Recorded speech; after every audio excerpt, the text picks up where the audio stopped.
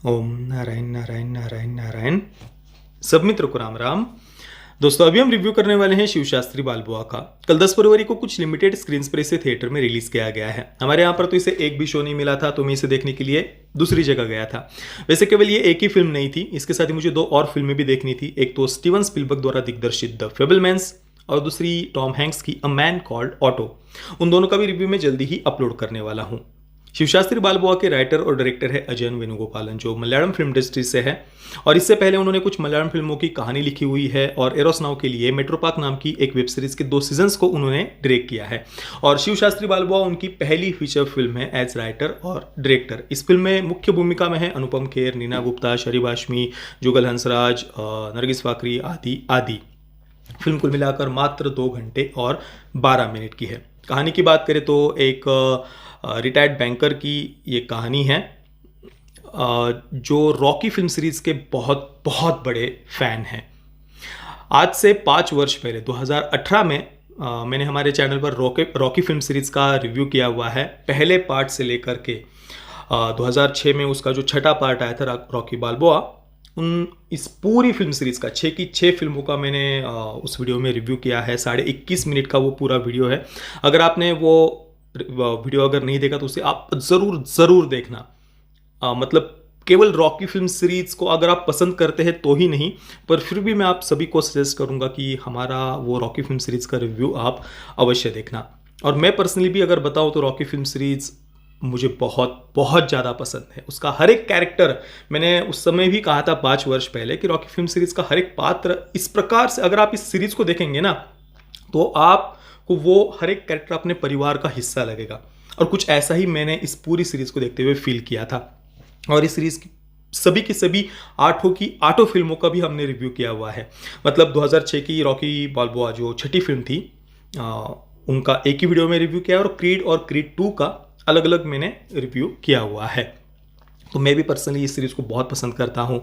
अब फिल्म का जो पात्र है शिवशास्त्री, जीवन में एक मानसिक आघात लगने के बाद में वो बहुत ज़्यादा खाने लग गए थे। उस कारण से हार्ट अटैक आया था और फिर बिस्तर पर वो बिल्कुल मृत्यु के निकट पहुंच गए थे। और ऐसे समय में उन्होंने जब रॉकी फिल्म को देखा तो उन्हें जीवन जीने की नई प्रेरणा मिली और इस कारण से वे इस फिल्म सीरीज के बहुत बहुत ज़्यादा बड़े फैन बन गए। और हम अपने ही गांव में, भले उनका बॉक्सिंग से कोई लेना देना नहीं था, फिर भी उन्होंने एक बॉक्सिंग क्लब की वहाँ पर शुरुआत की।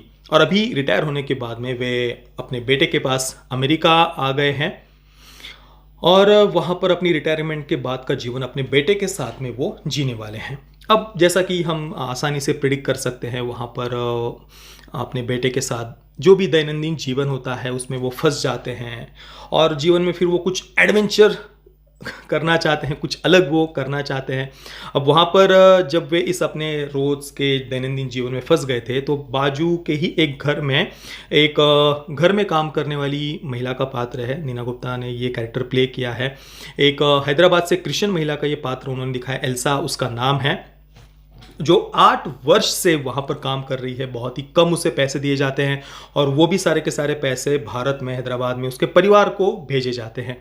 और एल्सा कैसे भी करके वहाँ से निकलना चाहती है। उसने थोड़े थोड़े करके जैसे तैसे अपने पैसे जमा किए हुए हैं और वो भारत वापस जाना चाहती है अपनी पोती के जन्मदिवस पर। अब शिवशास्त्री उसे वचन देते हैं कि मैं तुम्हें भारत पहुंचाऊंगा। और इसके बाद में वे दोनों एक प्रकार से उनकी ये रोड ट्रिप हम कह सकते हैं, इस एडवेंचर से भरपूर जर्नी पर वो निकलते हैं। अब क्या शिवशास्त्री एल्सा को भारत पहुंचा पाएंगे या नहीं, या उनके साथ इस आगे जर्नी में क्या क्या होगा, शरीफ हाशमी का कैरेक्टर क्या है, वो कैसे उन्हें आगे जा करके मिलता है, ये सारी बातें आगे हमें दिखाई गई है। फिल्म में निवृत्त होने के बाद, रिटायरमेंट के बाद का जो जीवन है और एक एडवेंचर से भरपूर जीवन जीने का एक मन में इच्छा होती है, उसके बारे में फिल्म बताने का प्रयास करती है। इसके साथ ही अमेरिका में जो रेसिज्म, भारतीयों के साथ में जो भेदभाव होता है, वो एक मुद्दा भी यहाँ पर दिखाया है। तो ऐसे कई सारे छोटे मोटे सब प्लॉट्स हमें फिल्म में देखने को मिलते हैं। देखिए, कल मैं जब फिल्म देखने के लिए गया था तो मैं कुछ और ही एक्सपेक्ट करके गया था, क्योंकि शिवशास्त्री बालबोआ फिल्म का नाम दिया है और फिल्म का जो पोस्टर मैंने देखा था, रॉकी के चेहरे पर अनुपम खेर जी का वो चेहरा वहाँ पर हमें दिखाया गया है। तो मुझे लगा कुछ बॉक्सिंग से रिलेटेड शायद फिल्म में दिखाया गया होगा, पर वैसा कुछ भी फिल्म में नहीं है। केवल जो मुख्य पात्र है वो रॉकी फिल्म सीरीज का फैन है, पर रॉकी फिल्म सीरीज के बारे में भी ये फिल्म हमें कुछ बहुत ज़्यादा बता नहीं पाती। मतलब जैसे कोई नया व्यक्ति इस फिल्म को देखता है तो वो भी रॉकी फिल्म सीरीज का फैन बन जाएगा, या उसके मन में भी ऐसी कुछ इच्छा जगेगी कि मैं भी अभी रॉकी फिल्म सीरीज को देखूं, वैसा कुछ भी प्रभाव ये फिल्म हम पर नहीं डाल पाती है। रॉकी फिल्म सीरीज की अगर हम बात करें तो कुछ बहुत ही स्ट्रॉन्ग ऐसे वैल्यूज पर वो सीरीज बेस्ड है।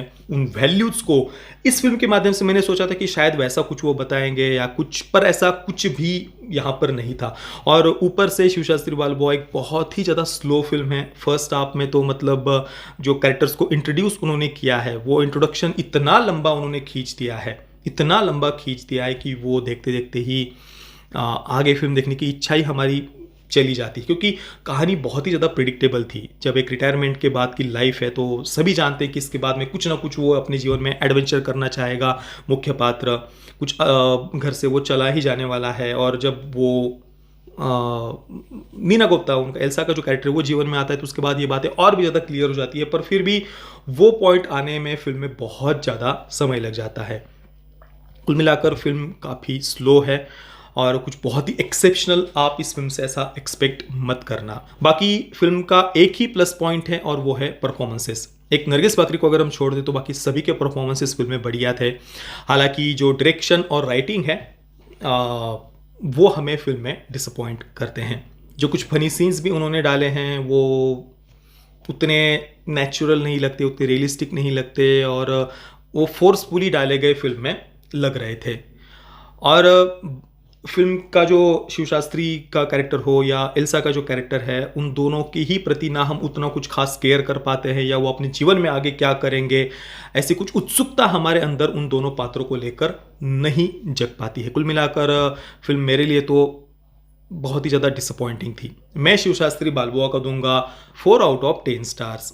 पेरेंटल गाइडेंस की कोई आवश्यकता नहीं है। फिल्म को यूएस सर्टिफिकेट के साथ थिएटर में रिलीज़ किया गया है। फिल्म में कोई सेक्स, न्यूडिटी, वायलेंस वगैरह ऐसा कुछ भी नहीं है। बाकी दोस्तों, आपने अगर इस फिल्म को देखा है तो आपका अनुभव कैसा रहा मुझे नीचे कमेंट में अवश्य बताना। ये वीडियो देखने के लिए आप सभी मित्रों का बहुत बहुत धन्यवाद। जय श्री राम, वंदे मातरम।